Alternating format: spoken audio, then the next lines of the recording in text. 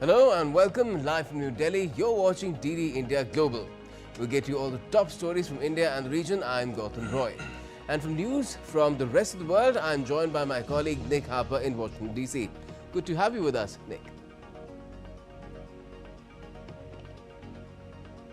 Good morning, Gautam. It's 10 a.m. here in Washington and it's 4 in the afternoon across Central Europe. Coming up in the next 30 minutes.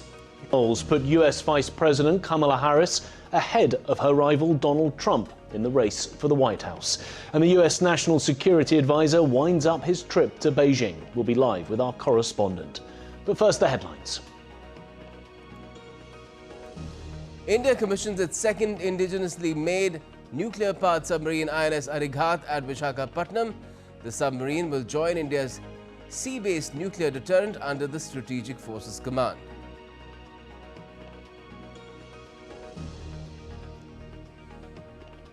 Democratic US presidential candidate Kamala Harris widens her lead from 1% in July to 4% now versus Republican Donald Trump in the latest Reuters Ipsos poll. And British Prime Minister Keir Starmer meets France's Emmanuel Macron in Paris a day after his talks with German Chancellor Olaf Scholz in Berlin in his bid to reset ties with Europe.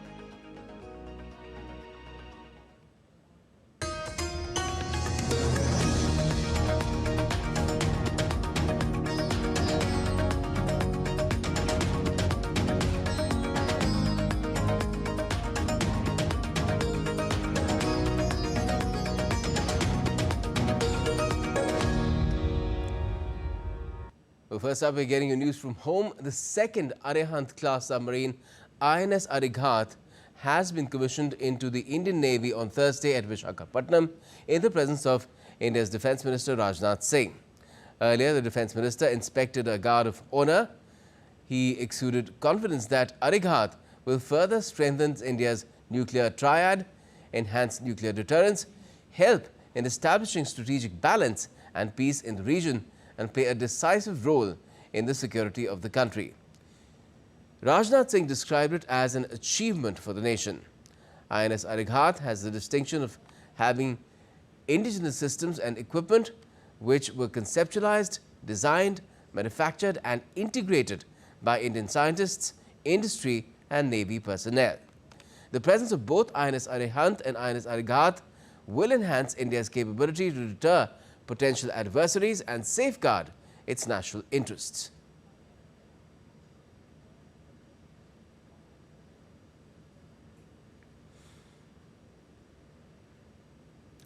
US Democratic presidential nominee Kamala Harris has nosed further ahead of her Republican rival Donald Trump in the latest Reuters Ipsos poll, extending her lead from 1% in July to 4% now. Nick Harper is in Washington, D.C. to get us more on this and other stories making headlines around the world. Now, Nick, Harris may have widened her lead for now against Donald Trump, but she's far from home right now, isn't she? A lot hinges on tonight itself, doesn't it? Well, it certainly does, Gautam. She goes into all of this with undoubtedly a lead. There is this boost in the polls. Those polls showing that Harris now leads her Republican rival, Donald Trump, 45% to 41%. That's in the Reuters Ipsos poll that was published on Thursday. It showed the vice president sparking new enthusiasm among voters and shaking up the race ahead of the November 5th election. The new poll, which was conducted in the 8 days ending Wednesday and had a 2 percentage point margin of error, showed Harris picking up support among women and Hispanics. Harris led Trump by 49% to 36% in those demographics, while Trump led among white voters and men, both by similar margins as back in July, though his lead among voters without a college degree narrowed to 7 points in the latest survey. Well, the US National Security Advisor Jake Sullivan has met Chinese President Xi Jinping in Beijing. He was on a 3-day visit to Beijing for wide-ranging talks aimed at easing tensions between the US and China ahead of November's US election. Sullivan told Xi that US President Joe Biden was committed to managing the relationship to avoid conflict and that he looks forward to engaging with you in the coming weeks.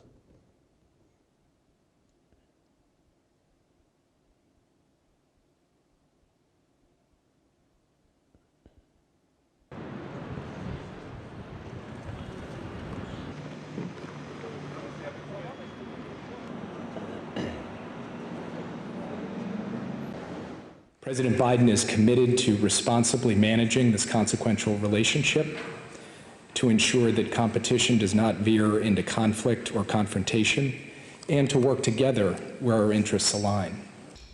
We are committed to maintaining high-level diplomacy, and to this end, President Biden looks forward to engaging with you again in the coming weeks. Well, to get more on all of this, DD India's Caroline Malone's joining us live from Washington. Caroline, are relations between the US and China improving then? Well, I'm not sure about improving, but we can certainly see that they are stabilising. This is one of repeated calls, meetings that's been held between top officials, and including, of course, meetings that were held with Biden and Xi at the end of last year in San Francisco.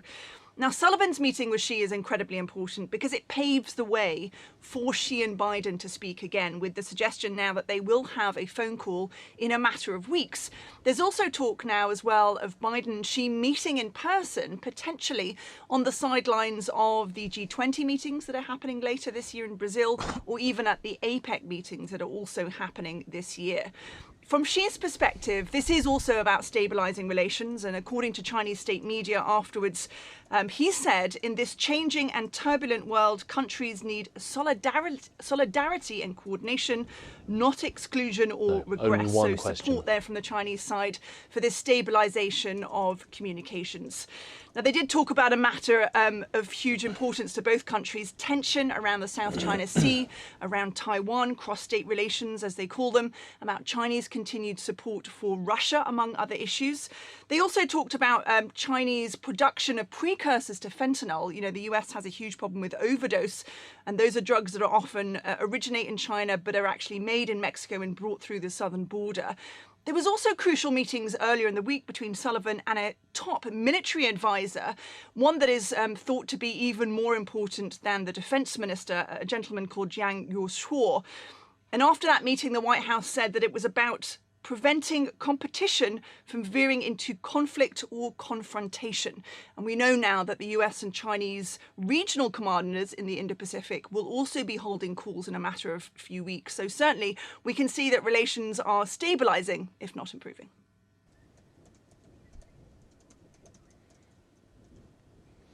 Thanks, Caroline. That was Caroline Malone joining us live from Washington. Well, on to allegations now that have shaken the tech world. And Telegram CEO Pavel Durov has been placed under formal investigation in France as part of a probe into organised crime on the messaging app. Durov has not been remanded in custody, but instead placed under judicial supervision and has to pay over $5 million deposit. A United Arab Emirates official said on Thursday that the government was in contact with French authorities and representatives of the Telegram CEO, who is a UAE citizen.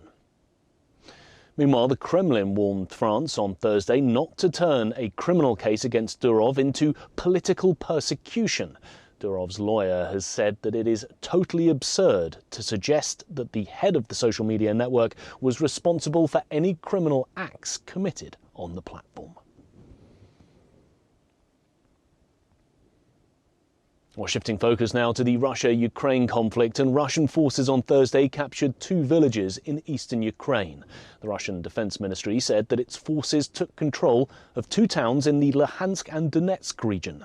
Meanwhile, Ukraine said it shot down 2 out of 5 missiles and 60 drones out of 74 in an overnight attack on Russia, or rather by Russia. The drone assault on 9 regions is the 3rd attempt in 4 days on the Ukrainian capital, Kyiv. The drone debris damaged an apartment building and caused a fire in a non-residential building.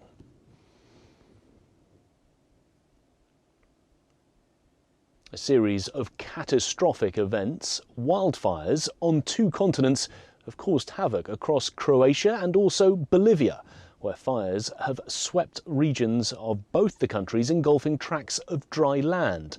Large wildfires tore through a mountainous region on August the 26th in Novia in Croatia. The blaze continued throughout the night and into the morning, burning near a resident's home. While in Bolivia, the country has recorded the largest number of outbreaks of wildfires in 14 years, with 3 million hectares of land burning already this year and peak fire season still ahead. Bolivia's government has called for international aid.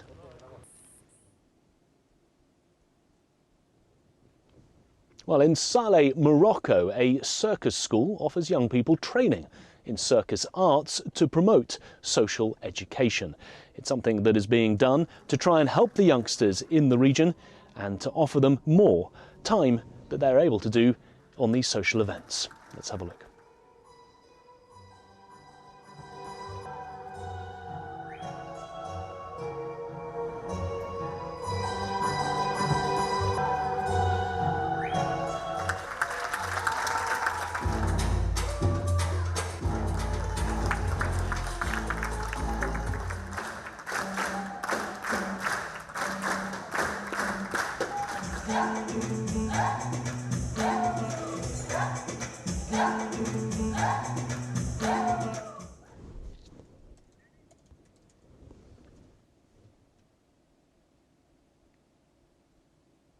Well, very nice indeed. Gordon, that's it from me here in Washington. Back to you in the studio.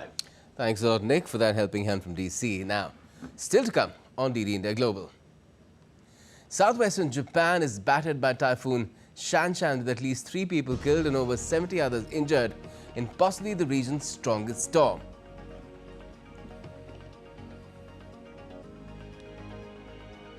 And day 2 of the Venice Film Festival brings Kate Blanchett along with Kevin Kline and director Alfonso Cuarón into the limelight ahead of the premiere of an upcoming TV series.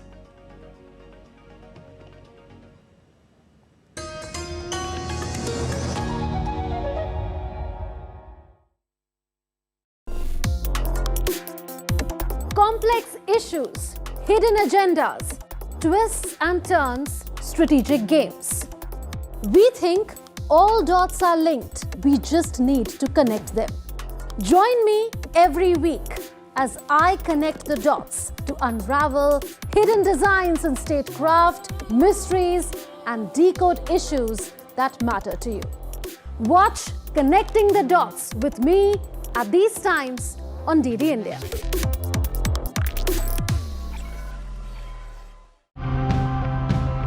As our ecosystems change, we not only need to amplify our efforts to save them, but we also need to adapt our lives. Today, everything grows here.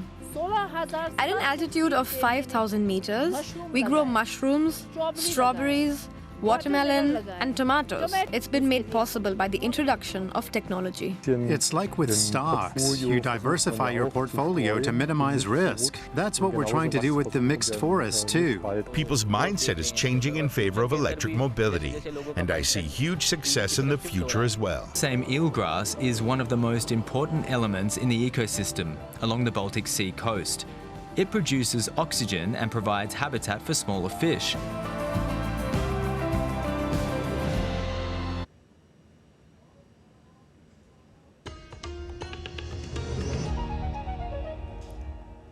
Welcome back. You're watching DD India Global. I'm Gautam Roy.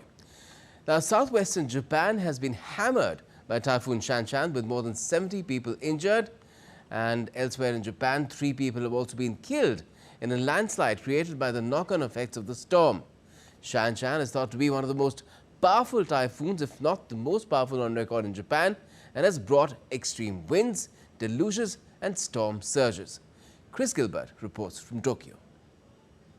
After slowly approaching Japan for days, Typhoon Shan hit the southwestern coast of the western island of Kyushu with a thud on Thursday. It's one of the most powerful typhoons that Japan has seen on record, and it brought with it rainfall, more rainfall than most cities in Kyushu see in an average August. And for Oita Prefecture in Kyushu, that meant that 25,000 people were given forced evacuation orders, not recommendations, forced evacuation orders to find higher ground or to leave their house to safer buildings as many rivers in the region burst their banks. It also brought wind gusts of up to 250 kilometers an hour, and this hit Miyazaki City on the east of Kyushu the hardest. Many buildings there had their roofs ripped off, walls damaged as well. About 160 reports of damaged property came in throughout Thursday. It also resulted in many dozens of injuries, including 22 people who were injured when windows exploded onto them due to the extremely high winds. There has been disruption to local businesses. Convenience stores and supermarkets have been closed throughout the island, and the effects of the storm are spreading throughout Japan. Even though the typhoon itself is moving at a very slow pace, the warm air from it is creating rain and deluges for parts of the country hundreds of kilometers away from it, including in Aichi Prefecture in the middle of Japan, where there was a landslide that hit a house with 5 occupants, and that resulted in 2 of them being rescued, but also the 3 fatalities that this typhoon has brought so far. It's also disrupted travel. Many roads in Kyushu have been blocked by fallen trees and debris. About 600 flights have been suspended or cancelled, affecting about 33,000 passengers. Bullet trains throughout the country have been affected throughout Thursday and are going to be into Friday as this typhoon very slowly inches its way onto the main island of Japan. It is looking like it is going to continue up to the major cities of Osaka and Tokyo towards the weekend. By that time, the forecast is for it to be downgraded to a tropical storm, but authorities are urging vigilance because the danger is not over yet for anyone in Japan. Chris Gilbert in Tokyo, reporting for DD India. British Prime Minister Keir Starmer met French President Emmanuel Macron for talks in Paris as he continues his plan to reset relations with the European Union and the entire Europe. In fact, Macron welcomed Starmer in Paris for his first bilateral visit to France since taking office. The 2 leaders discussed Ukraine, war in the Near East, the UK's relationship with Europe, and the French-British bilateral relationship. Starmer's visit aims to help Britain traverse beyond the previous Conservative government's not-so-good relations with European allies. Starmer also called on progressive political parties across Europe to work together to deal with the shared challenge from far-right groups. Let's now take you live to London with DD India's Stuart Smith for more on Starmer's European outreach. Now, good evening.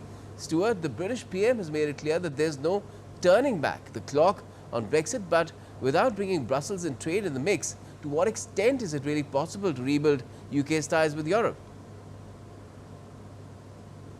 Well, to the extent that he's looking to create better bilateral ties with these countries, he does seem to be able to make some progress here. For example, on Wednesday, when he met the Chancellor of Germany, Olaf Scholz, he got a very positive, a very good reception in Berlin. Chancellor Scholz said that he wanted to take the outstretched hand of new UK Prime Minister Keir Starmer, and that's important because Germany and France, where Keir Starmer is now, are the 2 most politically powerful countries in Europe. Now, what he's looking for isn't everything that a country could have when it comes to a bilateral deal. He's aware of the limitations, and so, as we saw again in Paris on Thursday, he's talking to President Macron about defence, energy, security and illegal migration. He's having to avoid any issues that would step on the toes of the European Union, and so it's astute when you mention trade there, because that's one of them. While the UK would love to improve its trading relationship with Germany and France, that is something that would impinge on the customs union and the single market of the European Union, and so, for example, there's very limited amount of work that Keir Starmer can do when it comes to improving trade relations, even though he suggested he really would like to boost economic growth for both the UK, France and Germany as well.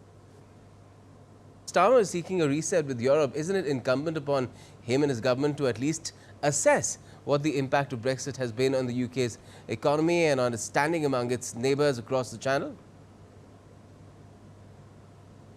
In a sense, you might think so, but the Labour Party has had to do the opposite, forced into a position here in the UK that to come down on either side or be seen as either pro-Brexit or anti-Brexit would alienate a whole host of voters that the Labour Party has tried to reach out to, and that means that it is attempting to walk a fine tightrope here by not appearing to be too much on either side, to consider the fact that Brexit is a done issue and now everything that comes ahead is done on a bilateral basis without the European Union involved in these negotiations. So picking issues such as defence security, energy security and immigration that he believes he can get good deals on direct with countries and not having to involve the European Union or any bad feelings around Brexit as part of any of these discussions. He's trying to not, for example, reference Brexit and all the fractious debates that happened around that, in order that he then has latitude to try and forge these new bilateral deals. And Stuart, this challenge of the far right, which he's just recently dealt with those riots that followed the stabbing incident, how does he plan to take this forward along with similar-minded political forces in Europe? Yeah, so this is something that he said that he discussed with Chancellor Scholz and was asked if he'd given any recommendations during a press conference on Wednesday, which he didn't directly address, but it is something that he has spoken to Scholz and Macron about, both of whom have a similar kind of centrist position when it comes to European politics, and therefore there would be stuff they could discuss. The approach Keir Starmer has taken here in the UK, which no doubt will be looked at by other leaders in Europe, was to crack down hard on those engaged in illegal activity, both online and offline, and also emphasise what is wrong with this in terms of the law and crime. What he hasn't seemingly grappled with yet are the underlying issues in the country, and an attempt to try and bring people on board with the way he sees immigration and migration, and also bringing foreigners into the country here in the UK. Those issues he's been criticised for not dealing with directly. So it's not necessarily something that's gone away here in the UK, with those root causes not directly addressed. Stuart Smith, thank you for joining us from London. Now, the Indian government has granted a license to Britain's University of Southampton to establish a comprehensive campus in the Greater Delhi region. This campus will focus on research and knowledge exchange with local universities, industries and the government, aiming to drive real-world social and economic impact and foster a more entrepreneurial and innovative environment. Internationalization of Indian education is an important component of NEP 2020. So as part of that, UGC brought out a regulation to facilitate international universities to come and set up their branch campuses in India. So this is a great opportunity for Indian students. While staying in India, they can access high quality international education. They can get foreign degrees. This will also provide an opportunity for greater research collaborations between the branch campuses of foreign universities and our Indian universities in many emerging areas. Let's now take a look at some other stories making news around the world as well. Now, South Korean Constitutional Court ruled that the country's climate change law needs more emission targets for 2031 and beyond. The court said on Thursday that the country's Carbon Neutrality Act failed to present any quantitative levels for the reduction targets between 2031 and 2049. Spanish Prime Minister Pedro Sanchez has affirmed his determination to combat the criminal networks that traffic in human beings between Africa and the Canaries. Sanchez showcased collaboration projects at the Cervantes Institute in Senegal's capital Dakar on the third and final leg of his three-day tour of West Africa.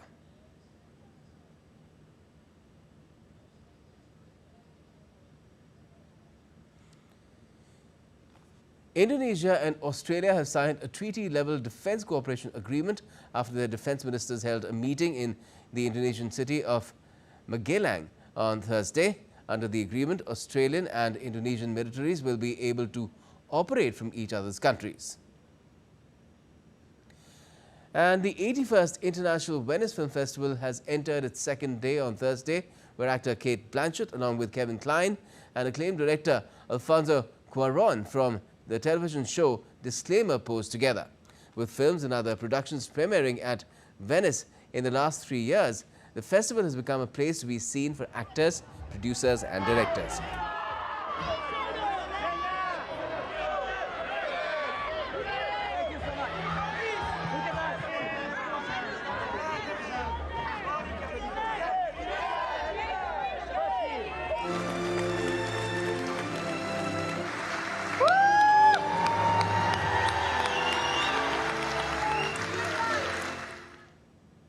Sigourney Weaver getting a Lifetime Achievement Award at Venice as well. And that's all we have for this edition of DD India Global. But let us know your thoughts on the news of the day. For those on the go, you can get all the latest news and updates from India and across the world on DD India's mobile app. It's available on both Android and iOS platforms. You can scan the QR code on the screen and get the app now. And we'll be back with more news as it breaks here on DD India. I'm Gautam Roy, and from all of us here in Delhi, thanks for watching DD India Global.